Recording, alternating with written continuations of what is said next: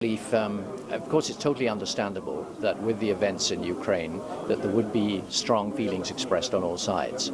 But my personal view, and indeed based on my sort of international experience over the past decades, is that we shouldn't let these particular problems we have at the moment overlook the longer necessity to engage in dialogue and to cooperate on issues that frankly are more important than the ones that we just face today. I mean, that's a political expectation. That's what one would expect.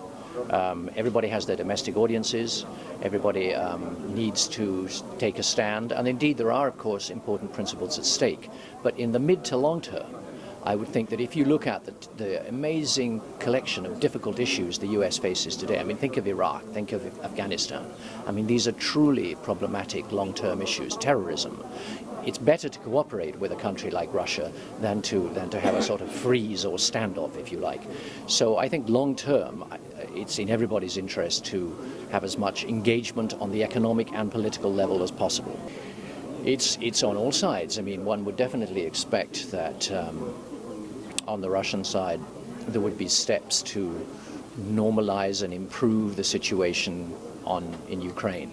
At the same time, I think, as I said, that it's also in everybody's advantage to take a longer view and to think that whether you're looking at all these difficult problems from the US point of view, from the West point of view, energy, Europe, Russia, etc., there's more to be gained by engagement and positive moves rather than standoff and freeze. And I think at the same time, I would say, it may sound a little naive, but I would say that in the long term, a stable, prosperous, internationally engaged Russia is in the overall international interest just as much as it's in Russia's interest. And so I'm not going to offer you, I can't give you a comment on whether it's a good idea now for NATO to increase its presence in those countries. But I certainly think that it's in everybody's interest to de-escalate the situation and return to as much engagement as possible. And one thing I will say from my NATO experience is that there were a lot of areas, such as anti-terrorism, where there was a very good degree of Russia, American, Western cooperation. And I think it's in everybody's interest to return to as much engagement on those areas as possible. Of international intervention and the degree of active interventionism that the great power like the US should have overseas is very difficult. On the one hand, there are fundamental principles that I think it's right to support, such as human rights and democracy. And it was fair to say that why should the Iraqis not be given a fair chance at human rights and democracies like everybody else?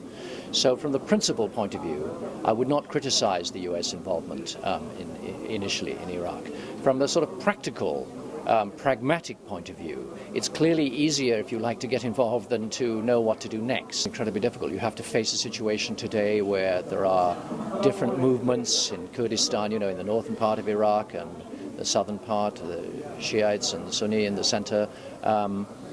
It's a long and fraught history, just as Afghanistan is a long and fraught history. I would not criticize what the president is doing at the moment. I think President Obama is doing his best in this very difficult situation.